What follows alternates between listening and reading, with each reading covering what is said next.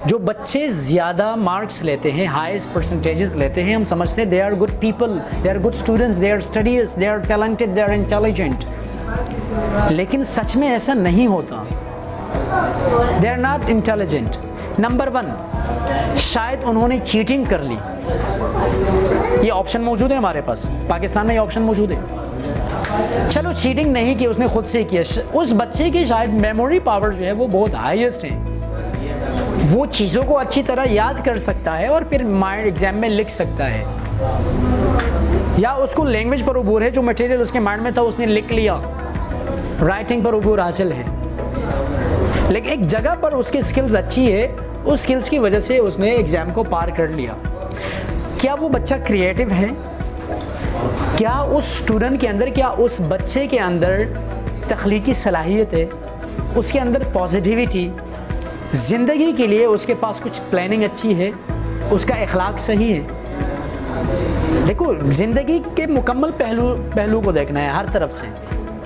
Parents अगर इस बात की खुशी मना ले कि मेरे बच्चे ने हाईएस्ट परसेंटेज ले लिया, लेकिन कल वो जॉब के लिए जाते हैं, वो इंटरव्यूज़ में फेल हो जाता है। हाईएस्ट परसेंटेज ले लिया, कैसे ले लिया ठीक है, वो अलग हो गया, लेकिन क्या वो क्रिएटिव है? नहीं है, उसके पास नॉलेज नहीं है, स्किल्स नहीं है, तो वो आगे लाइफ में फिर क्या करेगा?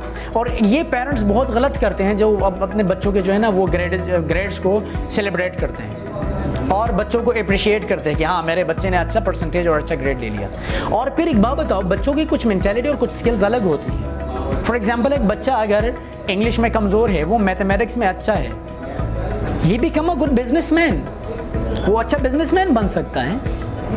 मेरी बात समझ आ रही है? एक बच्चा जो है वो फिजिक्स, साइंस, केमिस्ट्री में अच्छा है और उसकी इंग्लिश या उर्दू वीक है, तो एक सब्जेक्ट की वजह से उसका ग्रेड गिर गया, लेकिन वो लाइफ में कुछ बनने से तो नहीं रहा यार। He can become something, field change है। तो हमारे लोग यहाँ पर इस चीज़ को नेगेटिव पर समझते हैं। स्किल्स मुख्तलिफ है, एवरीबॉडी हैज़ डिफरेंट स्किल्स। बात समझ आ रही है? कुछ मेंटली स्ट्रांग होते हैं, कुछ फिजिकली स्ट्रांग होते हैं, कुछ मैथमेटिक्स में अच्छे हैं, कुछ फिजिक्स में अच्छे हैं, कुछ केमिस्ट्री में है, कुछ बायो में। बायो वाला अच्छा डॉक्टर बन सकता है, अब फिजिक्स में उसके कम मार्क्स आएंगे, because he feels problems, faces problems in physics, so he can not study well. When he can not study well, it means that he can not gate good grades. तो उस पर फिर हम बच्चों को डिग्रेड करेंगे क्या? ग्रेड उसका ख़राब हो गया फिजिक्स की वजह से, मैथ्स की वजह से ग्रेड ख़राब हो गया उसका, लेकिन वो बायो में अच्छा है, he can become a good doctor. वो लाइफ में नहीं आ रहा है। मेरी बात समझ आ रही है? वो लाइफ में नहीं आ रहा है। तो इस चीज़ को ख़त्म कर दे, ये कॉन्सेप्ट ख़त्म कर दे कि I will only go for grades, I will only see the grades, we will appreciate the students who get good grades. ये गलत बात है, ये सरासर गलती है।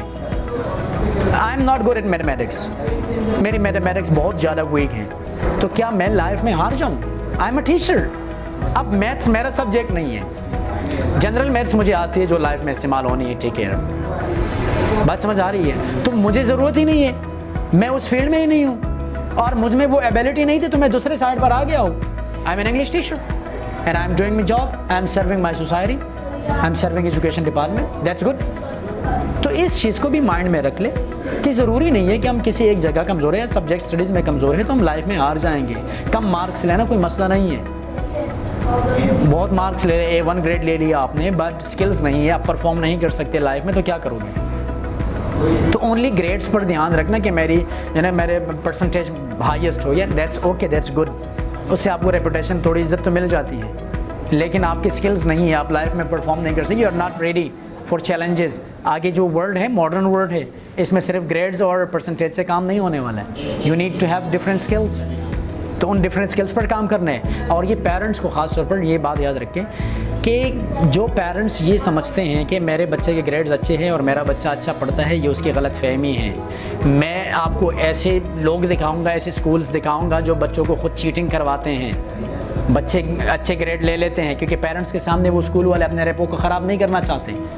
फिर पेरेंट्स समझते हैं मेरा बच्चा स्कूल में बहुत अच्छा है। मेरे पास एक पेरेंट है, उसका बच्चा पढ़ता है, वो कहते हैं सर मेरा बच्चा जो है ना A1 ग्रेड इसमें आता है, इसके साथ थोड़ी मेहनत, 95% लेता है बच्चा 6-7 क्लास में। हैरानी की बात है, बहुत हैरानी की बात है। जब वो बच्चा मेरे पास पढ़ रहा है कुछ दिनों से और मैं उसको ऑब्जर्व करता हूँ, मैं देखता हूँ कि वो बच्चा पढ़ा लिखा मतलब नहीं है, he is not good eight studying, पढ़ने में इतना अच्छा नहीं है, वो परसेंटेज ले रहा है। तो किसी दिन जब स्कूल में पेपर्स हुए, वही पेपर्स मैंने मंगवा लिए और यहाँ पर मैंने ले लिए, तो यहाँ पर मेरे पास अलग ग्रेड आया उसका, और फिर मेरे पेरेंट को बुलाया, मैंने कहा जाऊँ।